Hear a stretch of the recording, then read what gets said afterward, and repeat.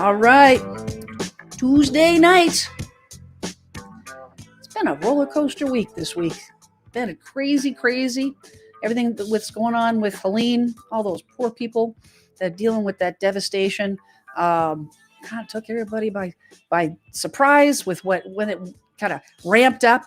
And there's a lot of people hurting right now. There's a lot of people hurting. So I wanted to bring up some content that I think will help some of those that are dealing with this stuff right now. Some advice maybe on how, what to look out for so you don't get scammed if you are having to deal with that kind of thing, if you have to deal with contractors and so forth, and just have a general discussion, because this is a big deal, this hurricane. So we're gonna get into it. I got a lot of good content to dig into, but I am fortunate to actually have a guest that is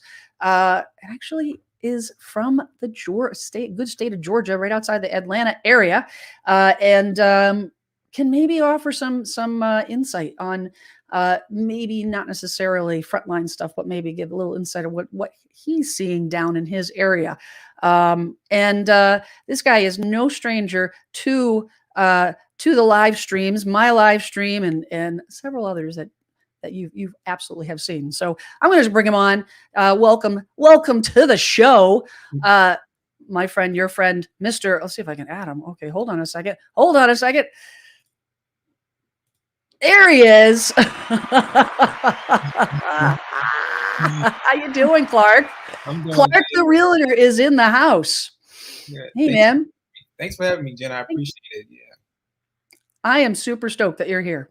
I'm really stoked. I'm really excited to hear what you have to say. You always have really smart insight. If you're in the chat, you're always raising good points, and you're a smart guy. Oh. So I'm very much excited to hear what you have to say. But we were kind of chatting before we went live, and you're just outside of the Atlanta area, and you were saying that that your particular area, you guys are doing okay, in that area, right? Yeah, we're doing okay. So I'm right outside of Atlanta. Atlanta, of course, is Fulton County. I'm in Cobb County, right on the cusp of it. In this section called Smyrna. It's called the Vinings. It got hit a little bit, but just more of trees falling down. A little light rain as far as little flooding on roads, but most people's houses have been okay. It's more of like that Buckhead area, that North Atlanta area per se, that got hit a little bit with a lot of flooding, and some houses got flooded out. But fortunately, I think everybody's okay. I haven't really seen any of the numbers in Atlanta as far as anybody possibly succumbing to the craziness, but hopefully we're okay, but not too much in Atlanta. Yeah, it's a scary thing. I mean, I was we were chatting, before we went live here. I was checking the latest numbers, and the power outages, still over 1 million people that are all without power. Death toll climbing to up to 160. Second deadliest hurricane in 50 years. Behind Ian, and I'll be honest, and like most storms, it's not like we were prepping for this. So they were prepping for this for a week. Oh, it's coming. It's going to be a doozy. It kind of just, it seems like it ramped up, which seems that's what happens, right? Like that's every major blizzard that we've had up here in the Northeast. That's the way it is. Oh, we're going to get a little bit of snow. Oh, we're going to get 6 inches. Oh, we're going to get a foot. Yeah. Oh, wait, we're getting 3 feet. Okay, but 'tis the season, right? Because it's hurricane season. I know they said Valdosta, which is in Georgia, got hit really, really bad. So I'm not sure what's going on down there. It's a few hours away from me, so but I know they got hit really, really bad from the hurricane. Man, well, our thoughts and prayers are going out to all those out there that are struggling with this, and have homes that are gone, and dealing with this devastation. Definitely makes me grateful for where I'm at right now. But we're definitely thinking about you, and I wanted to with this live stream, wanted to dig into some of the, the effects that people are going to have to, the real life stuff, right? You have the survival of, okay, now we've gotten through, we're safe, we're alive, but now we got to deal with reality of, oh gosh, our house doesn't have a roof anymore, or our house is, got 2 feet of sand in the basement, or whatnot. What do we do there? What happens? So I wanted to get into some of that insurance stuff and kind of what's happening with that. Also I wanted to get into some PSA stuff, because whenever tragedy like this happens, right? There's always scammers. There's always people that are going to take advantage of people that are in need, people that are in dire circumstances. So I found some information I want to share. We can talk about it, and hopefully it'll help some people.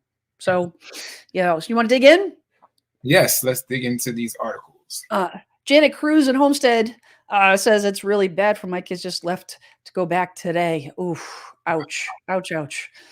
Yikes. Well, I appreciate you being here, and definitely thoughts and prayers, man. Yes. So, geez, awful.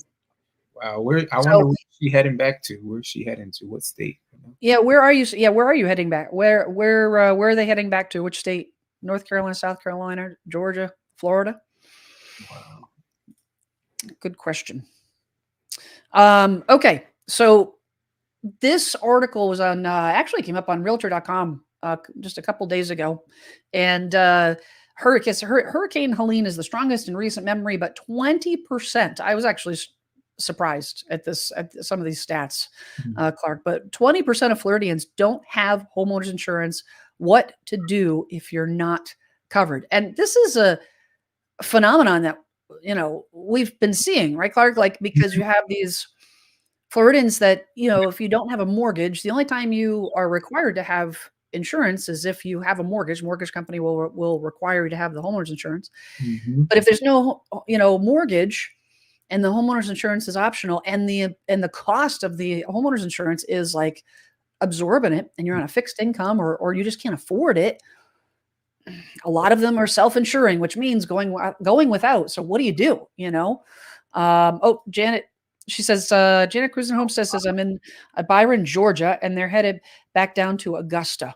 Oh, wow. Okay. That's crazy. Yes. Be safe. Be safe and safe. Oh, look out. There's trouble. Jackie Baker in the house. Major trouble. Trouble with a capital J. All right. So this article says that Hurricane Helene, the strongest in recent memory, is racing toward, well, this was the 26th, which was what? Thursday? I think it was. Does that sound right?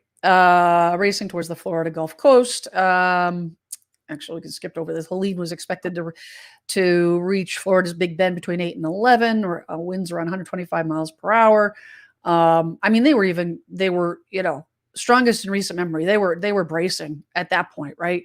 Governors of Florida, South Carolina, North Carolina, Virginia all declared state of emergency.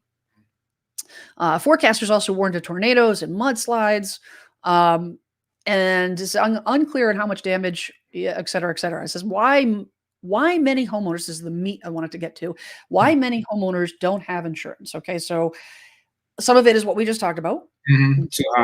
Almost half. Yeah, half of the homes in America are at risk of severe, or extreme damage from environmental threats, affecting nearly $22 trillion in real estate. And I mean, severe and extreme damage, that's not just hurricanes, that's not tornadoes, that's earthquakes, that's fires, right? Raging fires in California, that's nor'easters, blizzards up here in the Northeast. And we had a severe storm couple, 5 years ago. No, it was a while back, but it was, we were out of power 2 weeks. Oh, wow. And in the middle of winter, it was, 3.5 feet of snow, and it was pretty awful. It was actually where I'm at in Plymouth. I was like ground zero. It was like 99% of the 65,000 people that live in my town were without power. Down here when it's cold, if it gets too cold below a certain amount, they'll tell you to try to drip your pipes so it doesn't freeze the pipes. And I think it was last year, they kind of some pipes in certain areas busted, and of course it caused for flooding. So every state, Georgia is not a state that's equipped really for like any type of flooding or type of things like that. So the infrastructure is not equipped the best down here. So No, actually, you know what? So when I was little, I traveled a lot with my family, and my dad was an engineer, worked on power plants, so we moved around, like 10 times before we finally settled here in Plymouth in the early 80s. And I lived in Louisiana oh wow. for I was about a year and a half, Baker, Louisiana, and I was young. I was like first grade or something like that, and I specifically remember this one day, and it was like, all of a sudden I look outside and there was like a dusting of snow falling from the sky, and my mom says, "Oh, school's canceled." And I'm like, and we had just moved from upper state New York. Okay. At that like, so I'm like first grade, so the snow would be up to my neck. You know what I mean? Wow. Which is from a kid standpoint, it was great. Yeah. As an adult, it stinks, but a kid, it's like great, So it was a dusting, and the whole town closed down. I'm like, what's going on? Because they're not equipped. Not equipped. Absolutely, positively not equipped. Mhm. And it can be dangerous, Yeah. right?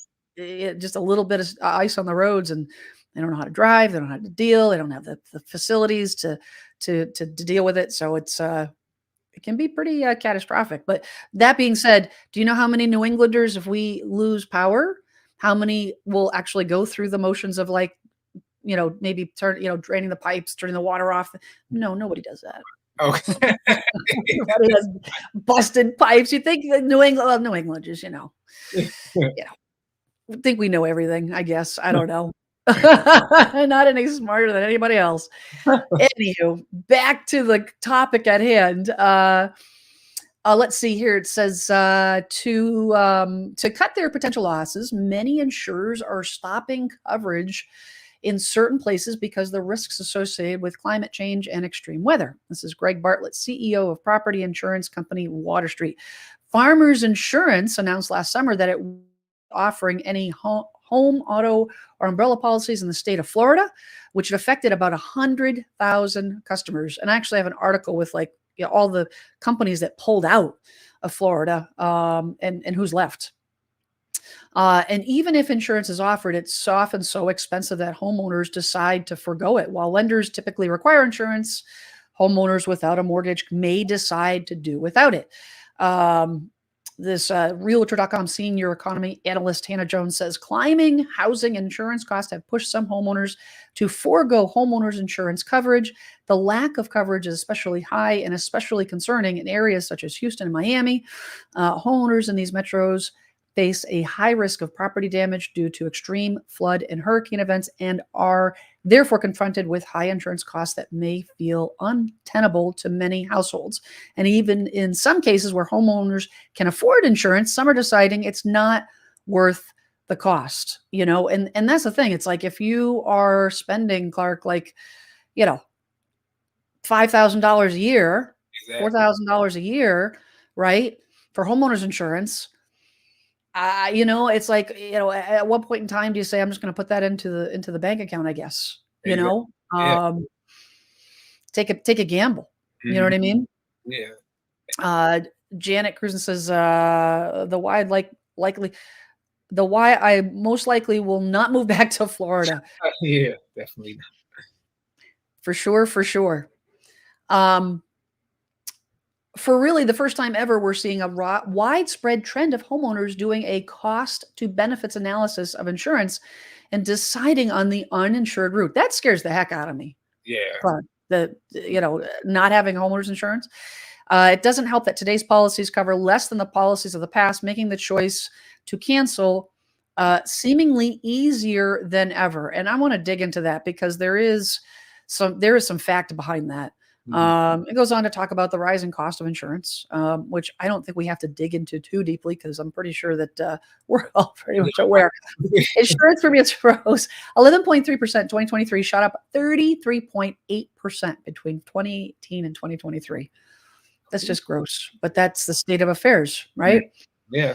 That is, it's, oh, here we go. Florida homeowners paid $10,996 annually Ooh. for homeowners insurance in 2023, which is more than 4 times the national average. Mm. Okay, Insurify predicts costs will increase to an additional 7% in 2024, $11,759. There you go. You know what I'm saying? It's like you don't file a claim for 3 years, now you're up like almost $35,000. Exactly. And You just, you know, it sucks. It depending sucks. on where you are, right? Yeah, and it kind of it sucks to say that some of these people would choose not to go without homeowners insurance because it's something that you want to put in place, but with the rising costs and people not making but so much money in regards to the economy is not raising your average salary.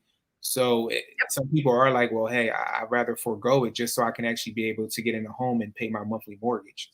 You know. Well, and I think that's exactly it. I mean, it's all coming down to, I think, yes, I mean, probably some people are doing the cost analysis, but I personally think it all is coming down to just the lack of affordability. Mhm. Allie, welcome, welcome. This whole thing makes me nervous. Yes, indeed. I'm under contract for a new build in Florida, but still months away from closing. Haven't been able to get a solid quote yet since the house isn't done. Where are you buying in Yeah, Florida? What part? East Coast, West Coast, or Central?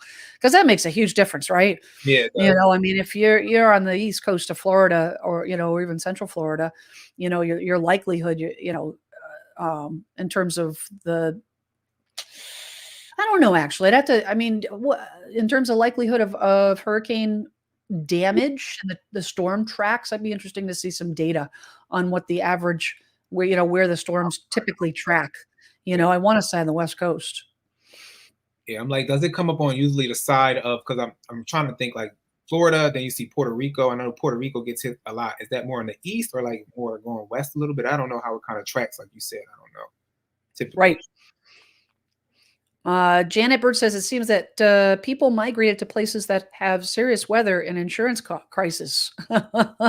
Well, it's you know what? Here's the thing is that we see this all the time up here where I'm at, being that I live in a coastal town.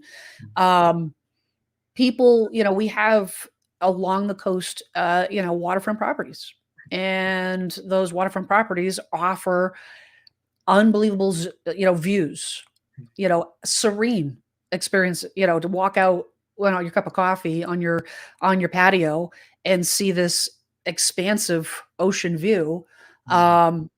the smell of the salt air, maybe walking distance to a beautiful beach, the whole yards. That's the trade-off. Mhm.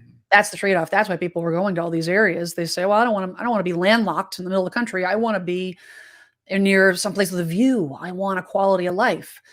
The problem is that quality of life, there's trade-off, and one equals the other. It's either you give up that view and that experience, or you have to gamble, and that's the draw, right? The attraction of the experience. And I know some people head to Florida because my mom, she headed to Florida, but now she's back in Pennsylvania. But of course, it was in regards to what was it, taxes and some form of taxes. I don't know if it's federal or income tax state or something, but she was like, I want to go to Florida because I don't have to pay taxes. Oh, really? Well, Yeah, the thing is about taxes is like, they're going to get you some way. They're going to get you exactly. somehow. That, it never, there's never a free ride, right? Like, it's like the state of New Hampshire, no sales tax, but guess where they get you? When you buy and sell a house in New Hampshire, you're paying like $15 per thousand Oh my God. as an excise tax when you purchase property. Where Massachusetts, we have sales tax, but it's only $4.56 per thousand on the seller side only. So, you know, the taxes have to come from somewhere. It's That's just a true. matter of how the pie is sliced. You know what I'm saying? Mhm. Great to see you, Mr. Matinee. Ali says, Central Florida. Luckily, yes, so it shouldn't be quite as bad. My fingers will be crossed for you. I think you'll be okay. I think you'll be okay. Um, Jackie says that living on the water comes with great risk. I know. You know what? You got to really love and want to be uh, on the water. And it also comes with a big price tag. So if you can afford the price tag to be on the water, I would think that your budget should be, you should be able to afford to live, include those costs. But that being said, on the water up here is different than on the water down in Florida, where they have, condominium developments and smaller condominiums. You can't get into, like, on the East Coast of Florida, Central East Coast, where like Paul Likens is located, around that area. I mean, you can get a waterfront condo for like $300,000, $350,000. You can't touch that and up our way at all. And I wonder, with being on the water too, because I know down in Georgia, if you're in an area that is flood prone, they tell you to get flood insurance. So not just the home insurance, but also add on that flood insurance. So I would hope that being near the water, they would require them to do that. Yeah, if they even offer it, which is going to be, something else that a lot of people are dealing with. It's like, can you even get it? Yeah. And is it going to be that absorbent amount? Let's see. Katrin's take. Katrin and myself, let's say that correctly. Sarasota. Welcome. Hope you're okay. The flooding on the coast is unreal. Very sad. I believe some folks move away from the coast more inland. There are ways to keep the homeowners insurance. Insurance costs lower. I'd be interesting to hear more about what you have to say on that. Let's see, in terms of, I mean, moving away from the coast would keep your homeowners insurance lower. That's for sure. Kellyanne says taxpayers should be footing the bill, should not be footing the bill for risky living locations. Well, taxpayers, I mean, I guess the thing is that if you're in an area, usually the risky, not always, but usually, like when we're talking about oceanfront properties and so forth, you're paying extra for the view. You're paying extra for the location. So your tax base, your tax liability is based on the value of that property. If the value of that property is more because of the location, proximity to water, views, and so forth, then that's what you're going to pay for. If you don't want to pay the higher taxes, then you just move into a different area that doesn't have that higher value, and then you pay less taxes. But the sad part is that when you're talking about insurance, and this is the way insurance companies work across the, and you probably know this, Clark, is that, if the west coast of Florida has severe destruction, the way the insurance companies work, not taxes, but the way insurance companies work is they will take that cost, that rebuild cost, that liability cost, and they spread it out over all of the insurers. So you live on the East Coast, you do not file a claim, you did not have destruction, you're still going to, your bill is going to go up. My bill, I do not live on the water. I do not live near, I'm 15 minutes from the coast, right? My insurance policy goes up every year. Why? Because I live in a coastal town where the coastal properties insurance goes up. And then that gets spread over everybody's property base. So the insurance company spreads it to so everybody pays, which stinks in a big way. Stinks in a big way. Yeah, unfortunately, David. David says one way or another, the government needs to be funded. Yes.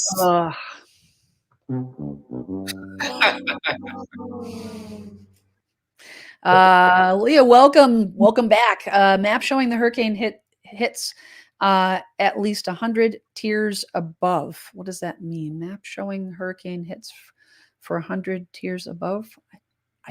What is she trying to say there, Clark? I have no idea. Sure I understand. Maybe you can elaborate on that for us. Kelly says, bailing them out. Yes. Bailing them out. Yep. Back to, tax. Oh, yeah. Yes. True. Katrin Stake says, yes, newer homes and X zones tend to have much lower interest rates. One of my customers is closing on a home soon, $2,000 for good coverage, 1 mile home closer to the coast, older homes. Ouch. Yes.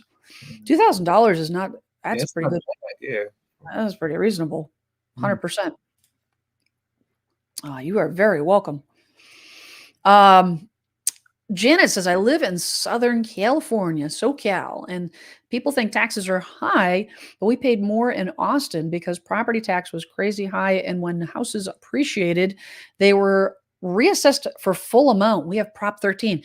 Yeah. So here's the thing is that when it comes to taxes, every county, every town does it differently. So some do full assessment, some will assess it, and that's why do your homework when you're shopping in a particular area and ask that question, because of the fact that some will reassess for what you paid, some will assess for what the market value is.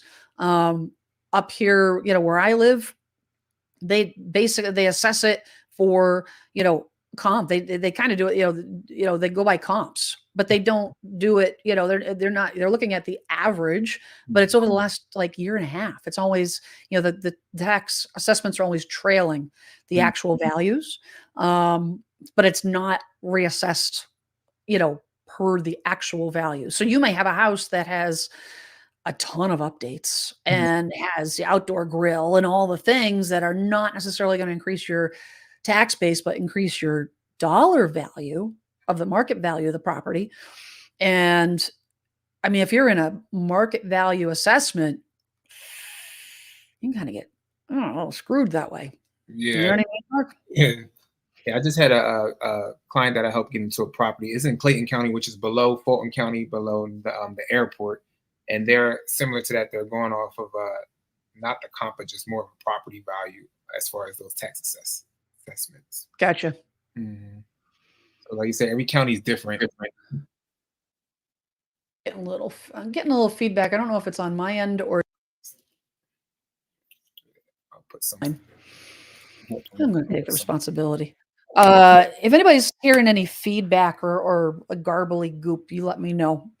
Sorry, typo. 110 years of hurricane hits if the link works. Yeah, I don't see a link. Did you post a link? I'm not sure. Anyhow, let's get back to the article. Here's the thing. What do you do if you don't have homeowners insurance?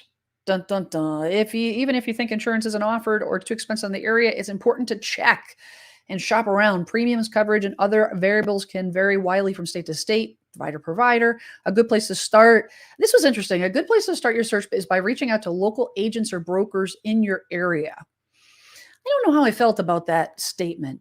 I mean, I think that a local agent would potentially know, but the thing is our job is not inclusive of shopping all insurance companies in the area. If you're buying a particular property, to be perfectly honest, what I recommend is if you're buying a property that is, difficult to insure, you ask the seller who they have for insurance. Yeah, that's what I say. Start, or So your neighbor or something. You do some recon in your neighborhood. yeah, that's what I do. I usually tell my clients to, if they're going to shop around, ask, like you said, either next door neighbors who they kind of utilize for insurance, or just look at different insurance companies that are local to the area, different things like that. And then, because typically what happens, I know some people will get, they'll just go after whatever car insurance they have, and they'll kind of bundle it that way with the home insurance. But I always say it's always great to just shop around just to see what insurance are, like what are the costs and who you can get the best, deals with or costs with, and everything is still in line with what you want for your typical homeowners insurance. Perfect. It says the one option is the federally run National Flood Insurance Program, which provides flood insurance to homeowners with capped increases of 18% a year for most policy holders. I know a lot of there's been a lot of pressure, right, on the states to help these uninsured homeowners, as these private insurance companies are backing out left and right, leaving these people hanging. And so there's the state is there's a lot of pressure to have the states step up, and there's a lot of state-run programs. They're not always the greatest. They don't always have the greatest coverage, and they're not necessarily the cheapest either.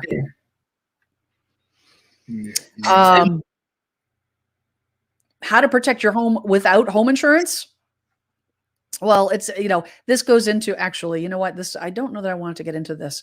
It says, because it says that you can, it says as damaged weather becomes more common, essential to have homeowners take risks, take steps, be more resilient, to protect your home from hurricanes. Securing your property is number one. This goes into I think this is all common sense stuff, right? If you don't have insurance, then, securing as much as you can, putting some money into some hurricane preventative measures makes sense, right?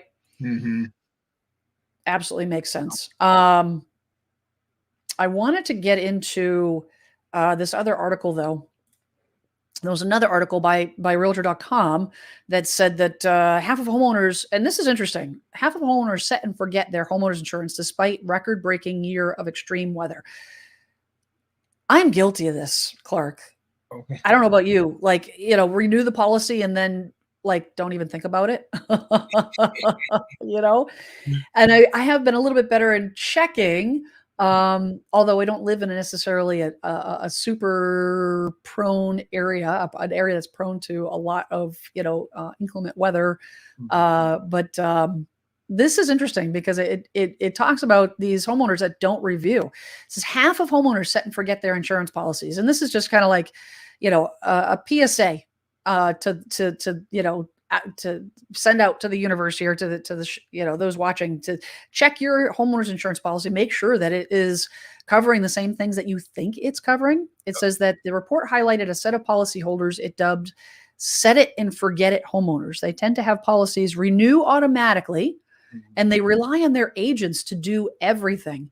While there's no doubt that this approach is far more convenient, it can lead to trouble. Despite reports that homeowners are more at risk of extreme weather and climate change than ever, almost half of the 2045 survey respondents take this approach, which can leave them underinsured. Quote says, homeowners with the set it and forget it mentality are complacent about their homeowners insurance coverage. They are more likely to bundle home and auto insurance, pay home insurance premiums automatically, and feel less knowledgeable about their policy details. Consequently, they may be more likely to have hidden risks to their property. Not only that, but fewer than half of the set and forget homeowners are highly concerned about needing to use the homeowner's insurance, 48%, and only a little over a third even know the specifics of their policies, 30%. That's kind of scary in itself. Yeah. Right? It says these. Go ahead. No, I was saying a lot of people, unfortunately, will not read all that paperwork. It's a lot to kind of go through. It's a lot to read. And I know, like I said earlier, people will typically bundle it with their car insurance, with their home insurance. And those insurers will tell you, of course, you'll get a discount on bundling your insurance together. But it's always great to understand what it provides for you as a homeowner. Because like I said, most people don't realize that depending on how the insurance, what state you're in and things like that, your homeowner's insurance doesn't always cover flood damage, which a flood insurance policy would cover. So just understanding it. And I remember I was talking to this one lady, and she also thought that her homeowner's insurance covered if she was to pass away, and it would pay off her property for her grandchildren. I said, no, ma'am. I said, you might want to look at life insurance, but homeowners insurance does not do that. So that's super interesting. That's, you know what though? I mean, part of it is the misunderstanding, but the other part is that a lot of these insurance companies, because of the rising costs of rebuilding and repairing these homes, I mean, you hear about this all the time with them, canceling insurance, portions of the insurance coverage or changing the policy. I mean, how many times, you're coming up for renewal and you get a letter and then another letter and then another letter. And you're like, oh, it's just a repeat. Oh, it's just a repeat. Oh, and you don't actually read all of the letters that come in the mail. And little, one of those letters could be stating, hey, by the way, we had to cancel your water damage. We had to cancel your tree damage coverage, and here you are, you think you still have it, but it was gone. Yep. And now you need it. And that is scary. Beth R says, my homeowner's insurance increased. No claim. Yep. When I questioned the price increase, the agent said it was because of Florida. I live in the Southwest. Here's the thing is if you have a national carrier, if you have like a Progressive or, Allstate or any of those, like a national carrier, national, provider, that's exactly what they do. It's not like, oh, Florida, claims is, that they're only going to spread it on, among the Floridians. Oh no, everybody pays. And this is why homeowners insurance premiums have gone through the roof across the country, even though there's lots of parts of the, country that don't feel the extreme nature of the forest fires in California or the floods, down on the South Coast and, and hurricanes and all the things. They spread it. I did a video about this a couple months ago on how insurance companies actually work. And when I was doing my research, I'm like, you got to be kidding me. What? That's that's a broken model. Croy West, wow, you Clark, and then get the notification. Yeah, we got Clark in the house. It's a big deal. Stated value. Hugs and kisses. Thanks for joining. What are you referring to? Cost to rebuild after a loss if you do not have stated value. Cost to rebuild after a loss if you do not have stated value. I'm not sure what. Maybe you can elaborate on that a little bit. Not sure what you're referring to there. Like you said earlier, in regards to asking, agents or your brokers about insurance, it's always wise to call the insurance people. We're realtors. We don't we can suggest, but we don't know what everything has, in regards to the different home insurances, what they carry, what type of the policy would be laid out as far as your home insurance. And like you said too, also not only digging into those nationwide carriers, but local carriers. You should always compare. I tell people you should always, just like if you were to go to Walmart and you want to see if the price is different at Target, people always compare. Why when it comes to a big purchase as your house, you don't go out and actually compare and kind of do your due diligence. It even goes outside of even when you try to get a lender or a realtor or whatever, shop around before you just go with one, person. Well, yeah, I think it comes down to, there's maybe two reasons, maybe three reasons. I think the first reason is that buying a home is a very busy process, right? You're especially if you are selling and then buying a home at the same time. You're trying to juggle all the facets of both transactions and packing and moving and maybe family or jobs or whatnot. And it's like one more thing. It's like one more thing. And it's like, you know what? I got somebody that'll take care of it, check. So there's that component, I think the second thing is they're not being educated that they should, I think that a lot, the agents are not telling them. They're saying, the mortgage company, I think, and those that watch my channel know I'm pretty bullish on the fact that, and my belief that 80% of the real estate agents in the real estate industry do not and are not worth the money that they're being paid. They're not professional. They're not well trained. They're not, not necessarily looking out for your best interest. And if you're with one of those agents, the lender's going to say, you need to get insurance. The agent's not going to recommend. They're like, oh, it's taken care of. I've seen it firsthand. The lender, on the selling side, and, making sure, kind of babysitting the agent, make sure they're doing, everything's going along the way it's supposed to. And the buyer's agent will say, oh yeah, my client's talking to their lender and they're getting the insurance. Oh, wow. So the agent isn't advising them. Yeah. But then the third thing is that, as a whole, I think buyers and sellers are not, they have relied heavily on agents. Which is why I have this channel, is because they've relied heavily on their agents for information. And I really have the strong belief that they need to advocate for themselves and not discount an agent, because I think having a good agent, 20%, the 20% agents, the 20% of the agents in the industry that are just hands down worth every penny that they're being paid. 100%. However, I really want to see the sellers coming in, buyers coming in that are well, a little bit more prepared and a little bit more understanding, so that they can ask the question, hey, I need to get a couple quotes. Do you have the insurance? Do you have a couple of recommendations for insurance companies? But I also think that, going to a broker is a good idea as well. I know that especially with the younger buyers, I see them. I don't know if you see this, but a lot of the younger buyers that go online because it's easy. You go on to the online companies and they get a quote, and it's seemingly less expensive because it's pulling you in and all the things. But dealing with a broker where they have access to multiple insurance companies, right? And they may say, well, this one is a little bit more money, but they're going to give you this XYZ coverage, which I think is really good idea for you to have, right? You're not going to get that online. Yeah. Right. And I don't know about you, but every year when my renewal comes around, I have changed insurance companies within my broker. So, the insurance company will come to you like, okay, well, the company you're with now raised the rates. It happened last year, but this company is actually lower. So we're going to jump from Arbella over to this other company, and they do that and it's seamless for me, but it's because I'm dealing with a broker. And it's always great. Like you said, it's always great to deal with that broker because they have those different places in which they can pull that insurance from. So 100%.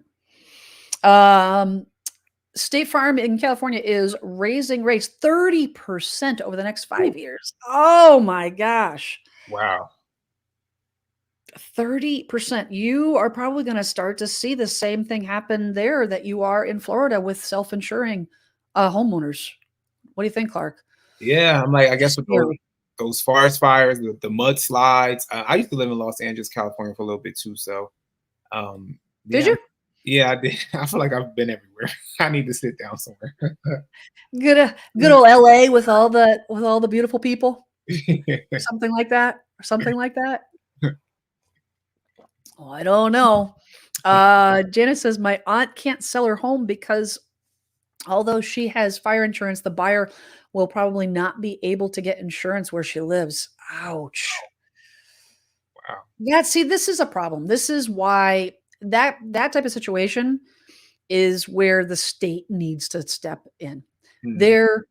That's inexcusable. That's where the state has to come in and support the homeowners and the people that live in that state by giving them options. It may not be the cheapest option, but you need to have, I mean, I don't you think, Clark? Like there should be options for people like that. Yeah, I agree. I mean, and like I said, like even local options, something like I know sometimes they'll what's the longest in home insurance? I think it's like Lord of London's or something. Lord of London's, I believe. And I know in the state of Georgia, if you can't get certain home insurance, they actually do have an insurancer in Georgia, like a state situation where you have to get it. But then outside of that, you can always go to Lord of London's. I believe that's the one of the biggest insurencers, home insurencers, or bonkers. Yeah, I haven't heard of them. Yeah. But on the other hand, like we don't have those similar challenges. That some of these states, the Texas, Texas, Arizona, California, Louisiana, Florida are dealing with. Genesis, Florida will face the issue with being able to get insurance. Yeah, it's going to get worse. I mean, with Helene being the second most devastating hurricane in 50 years, is what they're saying right now. It's second only to Ian. There is going to be millions and millions and millions of dollars in damage. 100%. Stated value will cover market value of supplies to rebuild. If you don't keep up the value of your home, you lose out. That is true. Maddie B. I am reading the references to agents in these comments as insurance agents, not realtors. Yeah, I think I had interpreted it the wrong way. Yep. I talked about realtors and brokers, but I get it what you were saying as far as insurance agents and insurance brokers, the difference. So Sorry, Maddie. Allie says, I am that online person. Never again. Ah, there you go. Thank you for sharing this. I've never been harassed so much by different companies in my life. Before close, I'll be going to a broker. That's interesting. And that's the thing is once they get your number, oh, they don't let up. No, Oh, no, they no. do not let up. I actually did that when I got my policy last year, Okay. and I just wanted to see. I was curious. So I did. I did the exact same thing. I did have my broker, give me some, alternatives and running some numbers and so forth. But then what I didn't tell her is that I also went online and because I just wanted to see. I just wanted to, so I plug in and I give you the quotes, you know what I mean? And for one, the online quotes to all these companies that save you 30%, they're going to save you all this money, all the things that see on TV and the Geicos and all that stuff. It didn't save me any money. In some cases, it was way more expensive. But man, the phone calls, my phone rang off the hook for weeks after that. Yeah. I'm like, go away. Go away. I was a mistake. I should never have done it. I'm surprised. I wonder how you got rid of them because they will keep calling and keep calling. Hey, do you want to change? Or hey, we have this these different. It's real easy, Clark. It's called I just don't answer the phone. I keep my phone on silent anyways. Like I don't even remember last time. I never use a ringer. It's always on silent on, vibrate. And so I just and then I just block them. I just went in and I just, as they come in, I blocked the number. So then the phone doesn't even ring. And eventually they go away. They get the picture. Our state does that, but it's really expensive. Yes, rates will definitely go up. And James got another Clark on the house. Can an insurance company offer homeowners insurance in another state? Yeah, I mean, it depends on what type of insurance, where they're licensed. I mean, that's for sure. You're going to have insurance companies that are licensed in multiple states, like the bigger, like if you look at Allstate and Geico and Progressive and things like that. It doesn't matter where they are. Liberty. It's gonna be stuck in my head now. That stupid ostrich. I wanted to dig into an article that I came across. It was actually a video, and then from 60 Minutes, and we were talking a little bit about it before we went live, and I was just like appalled. I'm like, how people are just, I don't know. I was absolutely appalled when I was reading this, watching this video and then reading the article. And the article is whistleblowers claim insurance companies shortchanged some Florida homeowners after Hurricane Ian. I wanted to cover this because this is something that I think if you live in any of those states that are being affected by Helene, this is something you need to have on your radar. Okay, and I won't read the whole thing because it's actually a transcript of the conversations, and you can watch the video in 60 Minutes, they interview all the people and all the things. But it says on Thursday night, Hurricane Helene and its 140-mile-an-hour winds made landfall, so on and so forth. It says 2 years since Hurricane Ian. It has been 2 years since Hurricane Ian hit Southwest Florida. Estimated 50,000 homeowners still locked in battles with their insurance companies. This was an article that was posted on the 29th, which was Sunday. Yeah, Sunday. And it's this 60 Minutes interview was that night, Sunday night. Says tonight you will hear from insurance insiders who say who say after years of diligently paying premiums, homeowners are being misled by their insurance carriers.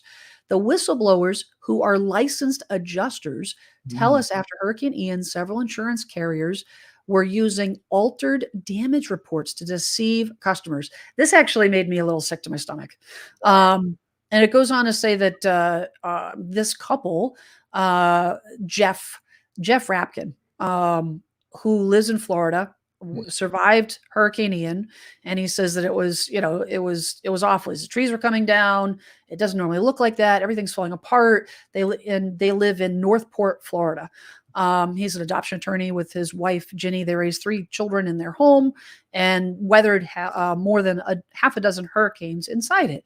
He says, but Ian was different, as we all know. Went on for 11 hours, and there's the nice couple. And he says that a neighbor had been filming their house when their steel roof was ripped off. When the storm finally passed, the Rapkins could see clear skies through the new hole Hurricane Ian punched in their ceiling. There were trees on and around their house. The roof was shredded, and everything inside was soaked. So you can imagine the amount of damage, right? The Rapkins lined up their losses on the curb and called their insurance company, Heritage, to begin the claims process.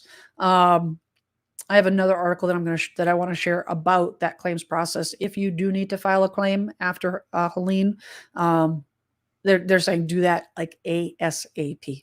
But it says Heritage sent a licensed adjuster to the house to assess the damage. They walked through the house with the adjuster. The adjuster was absolutely on board with the amount of damage that was to the house. And, he said that the adjuster was really nice. He was very thorough. And the adjuster said, your house is probably going to need to be completely rebuilt, which is why the Rapkins were floored when they got a check from their insurance company 3 months later. They sent the report from the adjuster, which said it would cost $15,000 to put our home back in pre-hurricane conditions. $15,000, which was before deductible. The deductible was taken out, which brings it down to $10,000, and then the public adjuster took $1,000, so we had $9,000. Okay. $9,000. This is the adjuster who actually, and you watch him in the interview, was conscientious, all the things, put the report together. Jordan Lee, he's been a licensed adjuster in Florida since 2017. And, after major disasters, most insurance companies use third-party firms like his to come in and do the adjustment. He says they went through the home, did the adjustment, and put together his report. And he said that, was the roof able to be repaired? No. He's like, this house was well past repair. Here's the kicker. You ready for this? He says it's a standard procedure for field adjusters to collaborate with those back in the office to make minor edits. But Jordan Lee says that is not what happened with the Rapkins report. The interviewer says, did you put a dollar amount on how much you thought they were owed? Jordan Lee said, you ready for this? $231,368.57. So Jordan Lee, the original adjuster, submitted a report to Heritage Insurance Company for over $231,000 in damage. The insurance company brought in another adjuster who altered the report, deleted sections of the report, and whittled it down to $15,469. Wow. So they were basically just trying to seem like with this amount, trying to just fix the roof, because typically roofs cost between, depending on where you're at, depending on the shingles and all those type of things with the roof, it can be from maybe $10,000 to $20,000 something dollars. So they were just trying to fix a roof when he said that they needed a complete house to be rebuilt. Well, and that's the thing is, they figure all that water, once you have a roof, we have a hole in your roof. Like, you're talking floors, drywall, right? New ceilings, replacement of all of the furniture, replacement of all the kitchen cabinets, replacement of all, bathrooms, like you're rebuilding the house. When you get water like that in the house, no, absolutely not. Even any mold remediation, got to tear those walls out. So here's the thing. Yeah, he said, he says that this other, the scheme was repeated over and over. Not only were my estimates, not only on my estimates, but on estimates written by other adjusters. He says that 18 out of the 20 reports, this guy, Ben Mendo, who's also a licensed adjuster, 18 out of the 20 reports he wrote for another carrier after Hurricane Ian were also altered. And this is like, I just wanted to cover this, not for the shock value, but to put people on alert that this is something that, will insurance companies try to do this? Yeah, 100%. I mean, this is going to cost them millions and billions of dollars. There are unscrupulous, insurance companies out there, 100%, that will deliberately do this. They ultimately, they went through and they said that they're not going to replace the roofs. They're not going to do asphalt shingles. They basically said, we're not doing that. And here's the kicker. He says, this is where the insurance company is coming from. He says, what the carriers are doing in some instances is they say, if the policyholder needs a roof, then we're going to make us pay. File a lawsuit, and then we'll pay for your roof. What? And that's what is the purpose of having home insurance? Thank you. I have to then file a lawsuit and actually put out more money to go to court to do the paperwork to get an attorney. I'm paying you a premium on my home insurance. So, wow, okay. Yeah, it's absolutely it's absolutely disgusting. It goes on to say that these, let's see if I can get to the part where, like I said, I'm not going to read the transcript, but the end result is that, where is the follow-up for these poor people? Did I go right by it? I probably went right by it, but essentially, actually, you know what? I think it might be in another article, but they, ultimately these folks, the Rapkins, did file a lawsuit. And they're still paying the mortgage on the property. Wow. They haven't lived there. They're renting an apartment. And in the meantime, mold, like you had mentioned, Clark, is building. The property is not repaired. It's just, it's criminal, to be honest. It's criminal. But it's something to be aware of, right? That's something that, I think that to be on top of, and to not, if you have an adjuster, because the adjuster is going to call you to make that appointment. You can talk directly to the adjuster. Ask the adjuster, get that information from the adjuster. Like, what is your number? What is your value? Don't hands off assume that everything's going to work out the way it's supposed to work out. Have that conversation, be like, okay, what do you think, Mr. Adjuster, on what needs to be repaired? And then after the fact, find out what that number is, so that when you get a check, you'll know right off the bat, is that the same amount? I mean, in this case, it was, night and day, 15,000 from 230,000. Crazy. But what if it was closer, right? Clark, what if the repair was like 40,000 and you got a check for 20,000? Exactly. And you're like, well, and you don't check, and you assume that, well, the insurance company, the numbers have to be right because they're doing what they're supposed to do, right? Yeah, you can always ask that adjuster too to send over that paperwork and give you a copy of it. I think some people, might not do that, but always ask them to send over a copy of what they put in writing in regards to those adjustments. Absolutely. Crowa says, is it possible for HOAs to offset the cost of insurance, being that HOA covers exterior maintenance, thinking about a townhouse?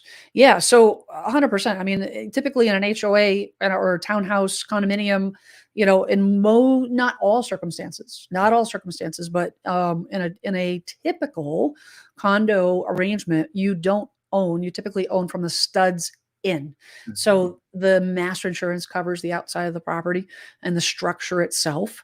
And then you would have condo insurance, which would be, everything, the interior walls, and then everything on the inside, all your fixtures and your kitchen cabinets, your flooring, and so forth. And sometimes it covers windows, sometimes it does not. That is going to differ based on the type of master insurance policy your company, that company provides, that HOA provides. But the thing of it is the master insurance policies, they're still insurance policies, Mhm. and it's still going to affect everybody. It will be less. It will absolutely be less that you don't have to repair. However, the flip side to that is that those master insurance policies also have deductibles. Mhm. And when there's a big claim like that, and maybe the deductible is, I don't know, Clark, $10,000 or just to pull a number out of the air, right? Um, they may not have that money in reserves. So now you're getting a special assessment Yep. to help offset the cost of these repairs. Does it help a little bit? I would think it does potentially, but it depends. It really depends. Janet says that sometimes HOA will have condo owners get a supplement to cover the deductible for each home. Yes. Yeah, Mhm. and that's the thing I would say is as a PSA for for condo owners and HOAs, um, make sure that you have enough insurance for your particular home, Mhm. because not every home, that perfect example, like you may need supplemental, you may not need as much as you think you need, but make sure you get a copy of whatever insurance that HOA is providing, and then take that insurance policy to your insurance company and say, okay, I need to cover whatever they don't, I need to cover. And most mortgage companies are going to require that anyways, right, Clark? Yep. Mhm. You know, Depend on like the typical loan that you have as well. you guys have a lot of condominiums with Oh, it in terms of the affected areas that like are in like the Georgia, that swath where the hurricane hit. Is it mostly single families? yeah, it was more single families, but in that area in Buckhead, they do have a lot of condos as well, depending on if you're like a Buckhead, Lenox area. So, but I've reached out to some clients that I worked with and that were in the condos, and they said they were okay. They didn't get anything, no damages happened or no flooding or any type of wind situation. So they seem to be okay. But we do Perfect. have condos down here as well, and they're very expensive. Are they really? Very expensive with high HOAs. So. Yeah, HOAs are just creeping, creeping, creeping because guess what? Guess what your HOA costs? It covers, or what it covers. It covers the cost of that master insurance. Yep.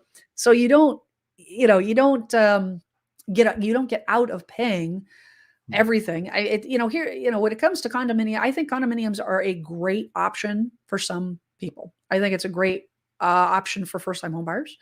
And for the reason, maybe that's not less expensive, but it'll be to get into, but it will be less expensive to maintain, right? Because you're not going to have to mow the lawn, and you're not going to have to replace the driveway or do any exterior maintenance and replace siding and things like that. It's a kind of a slow introduction to home ownership, and it's more budgeted, you know. But you're not getting it for less money because, I mean, the condo itself may be less, but the HOA kind of evens it out, Yep. and the HOA has to cover the cost of those insurance, that insurance. Mhm.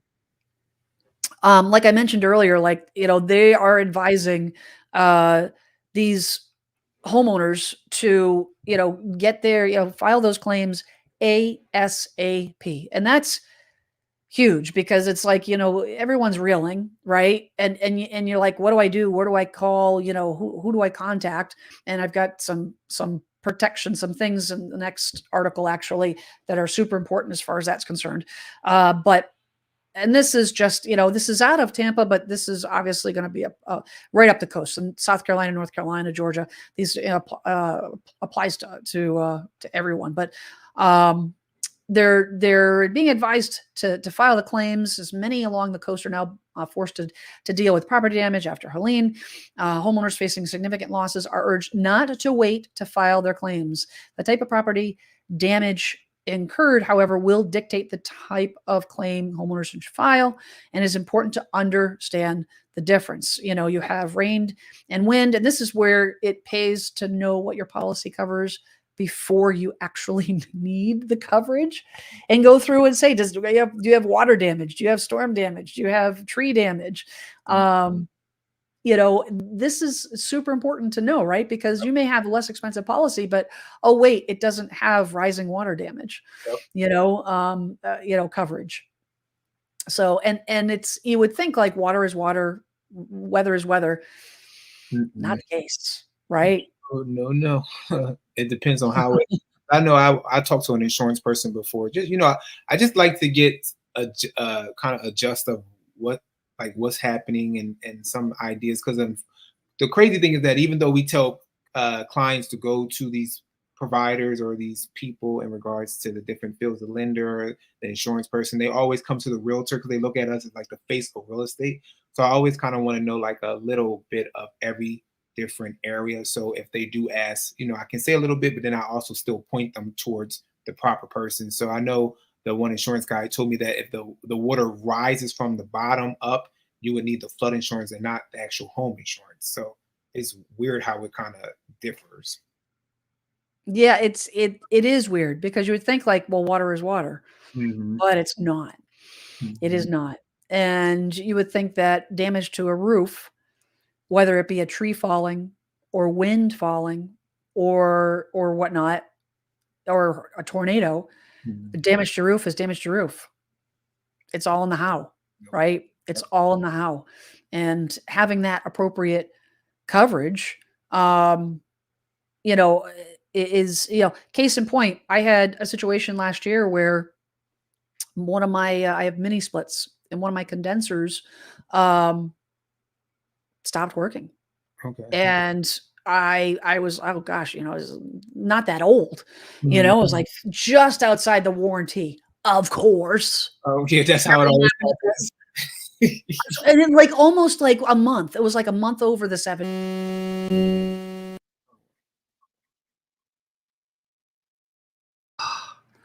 Like, are you kidding me? Well, anyways, I Okay. had the guy come in, take a look at it, and they said um, it was a brownout.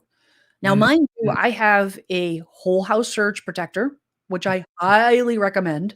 They're like $100. Your electrician attaches it to your circuit panel, and it literally provides circuit protection for every electronic item in your house.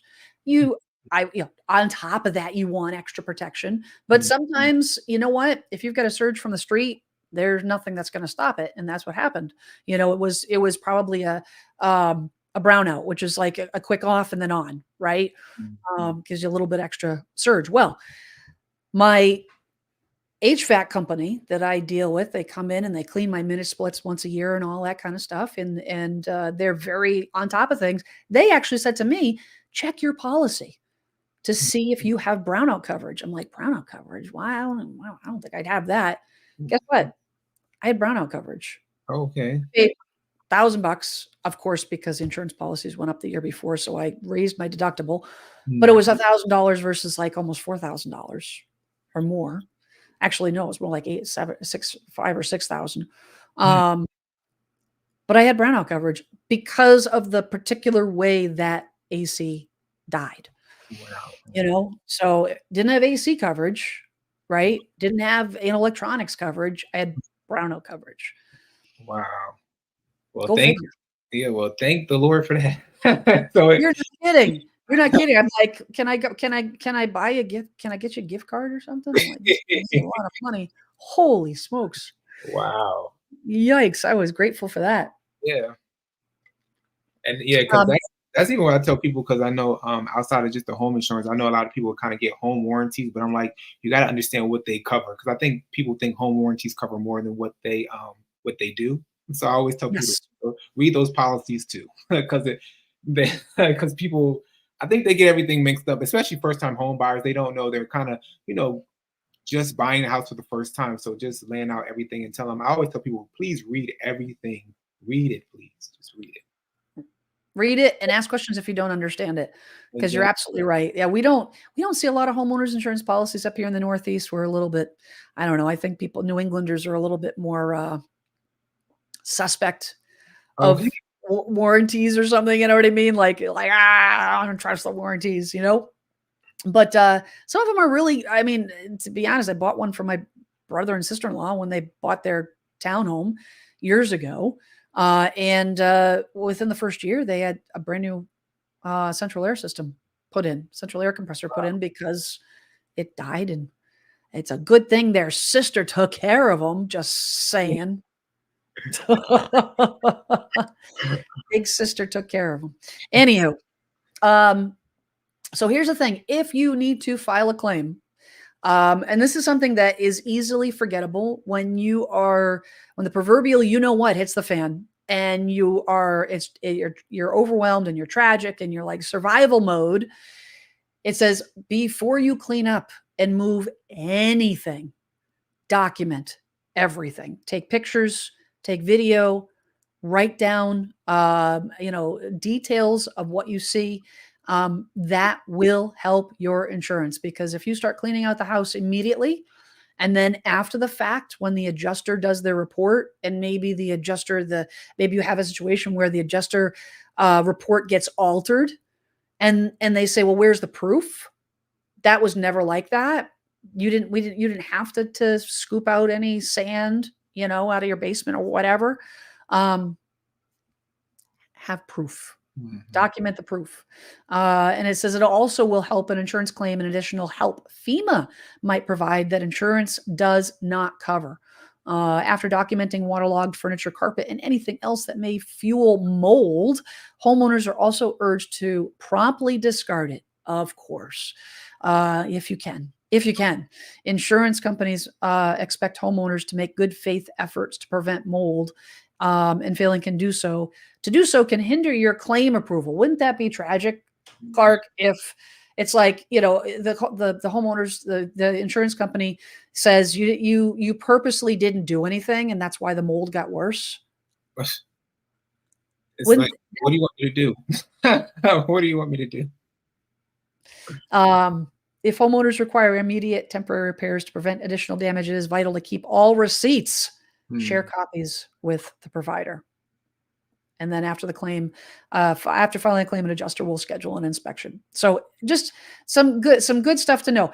The other part of this is, and this just makes me, another thing that makes me ill, but it is just the way it is that after the hurricane, after any kind of major event like this, scammers come out of the woodwork. Yep. And this is no different.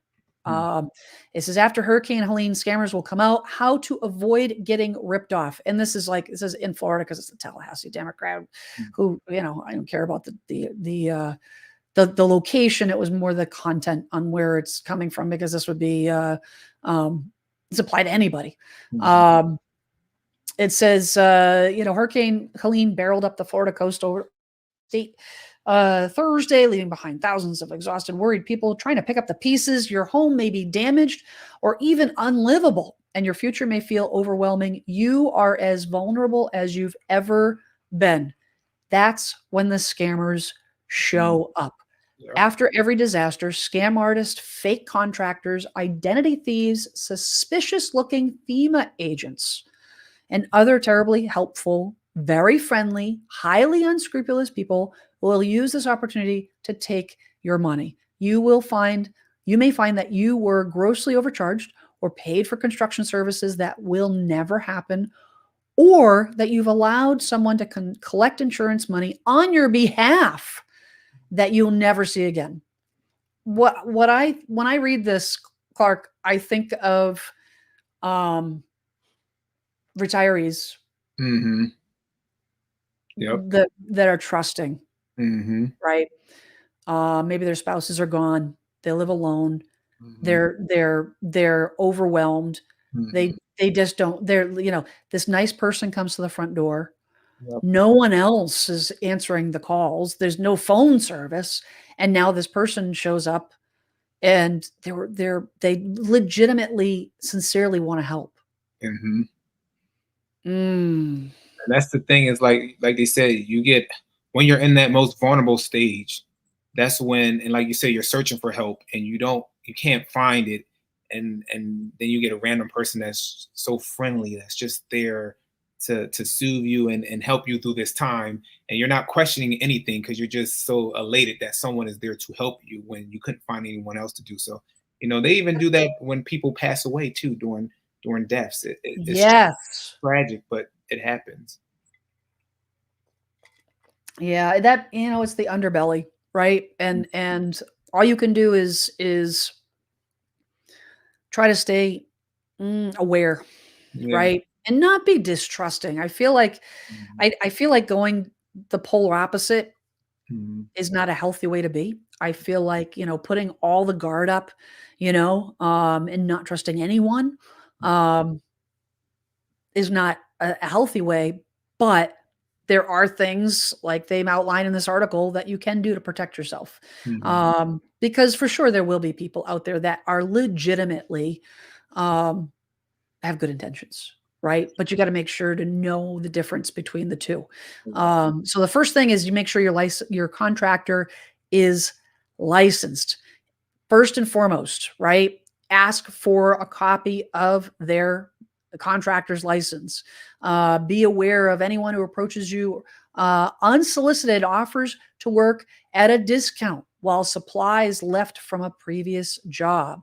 Uh, Document everything. Take pictures of the contractor's license, their face, their car, and their license plate. A lot of people wouldn't think of doing that, right? Because you make it a contractor's license, guess what? They could have stole it from someone else. True. Or it could be doctored up and be completely fake. 100%. Mhm. Have your home's damage evaluated by your insurer before you contract repairs to make sure they'll be covered. This is going to be hard, right? Mhm. Because it's like you have a hole in your roof and the insurance companies are getting slammed with claims, and Mhm. it could be weeks before you see anybody hear from it. Like it be, and then you've got this guy in your driveway that says, "I can button up that roof today." Exactly. Mm. And it's hard, it's hard to say. I can see where people would be tempted, Mm. to, say, you know what, that's fine because all my stuff's going to get ruined. Yeah. Um, let's see. It says get at least 3 written itemized estimates on repairs. Also, may be tough to get when Yep. you've got such a catastrophe as this. Research the company with the Better Business Bureau. I recommend this all the time when it's, home inspection companies, contractors, plumbers, electricians. Like if you're looking for someone, look at the best bbb.org. Yeah. It's a great place to check, and I don't not it's amazing to me on how many people are like, "Oh, I didn't think of that."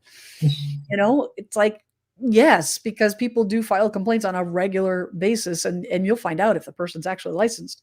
Yep. Check for proof of insurance.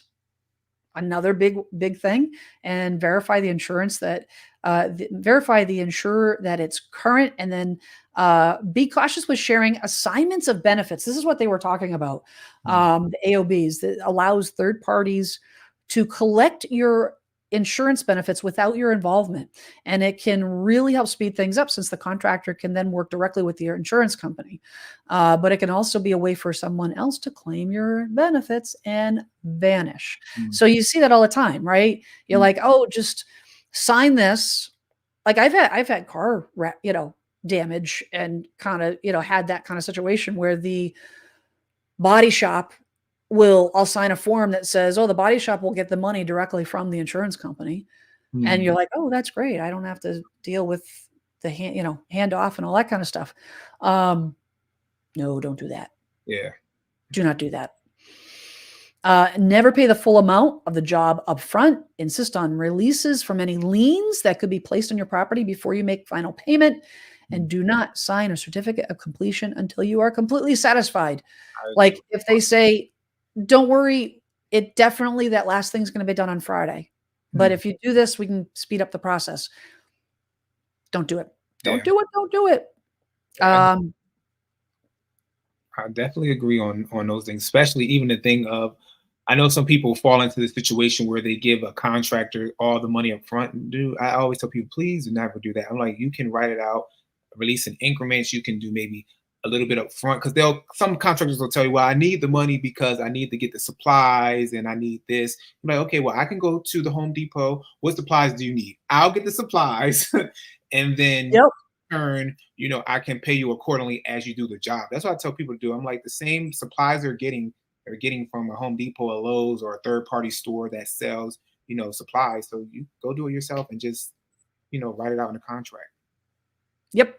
100%. It says also keep an eye out on the tree removal people. Okay. Which again, when you've got this big tree crashing through your roof, same thing. Be wary of anyone who approaches you unsolicited and offers tree removal, get multiple estimates, research the company, through the Better Business Bureau, proof of insurance, super important, right? With trees. I mean, good Lord, you have somebody that doesn't know, you just go on go on YouTube and watch a couple, watch a couple videos, go on TikTok. You watch a couple videos of ding dongs that don't really know how to do tree removal, and then it's like you'll see why you need insurance. Why they need insurance, because now if they're not insured, guess what? You're in big trouble. Now you've got bigger issues. Never pay the amount up front. Get your water tested. This was interesting.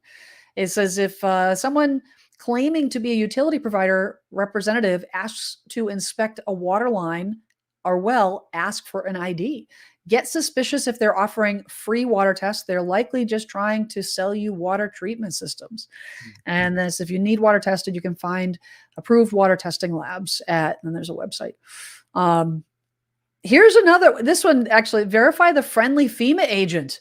So this is like, I mean, how low can you go, right?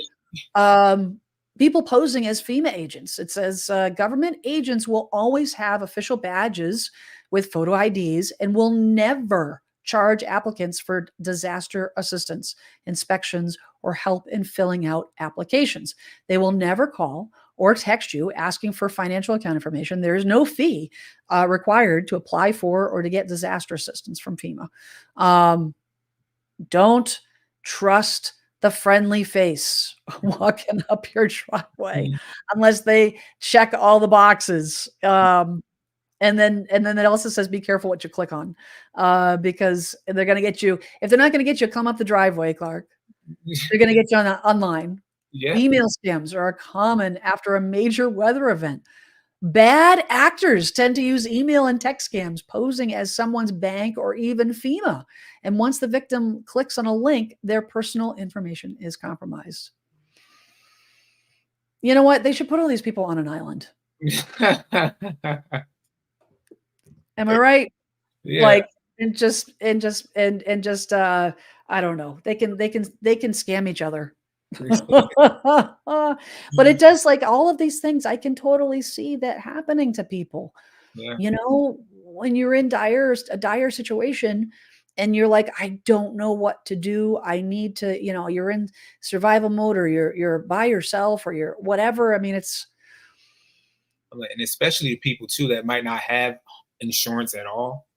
It's like, they're going to give me a discount. The contractor said this, or they're going to do this. And they might just fall into that trap because, they don't have insurance. So. Yep. Crazy. But the good thing is they're not all bad. Yeah. You just got to check your boxes, right? Exactly. You got to check your boxes. You got to make sure that you're talking to the right people, and just cover yourself, right? You just need to cover yourself. But Clark, thank you so much for jumping on. I really appreciate it. And for those that want to get in touch with Clark, down in the Metro Atlanta, Georgia area, here's his stuff. Here, the link will be in the description. You can reach out to him. Clark will take good care of you, for sure, 100%.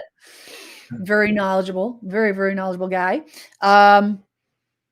If you need a referral to a good agent that's outside that area, click the description down below, and I'll connect you. I'll connect you to a 20% agent, not an agent that is going to be lazy and take advantage of you and all the things. That I will guarantee. Absolutely. So, hey, really appreciate you being on jumping on this and offering up, your 2 cents. Super, super, super glad that you're okay. Family's okay, yes. And all the things after this past week. So very grateful for that. Thank you for having me. And I appreciate your thoughtfulness in regards to everything. You got it. Hey, everybody, have a great week.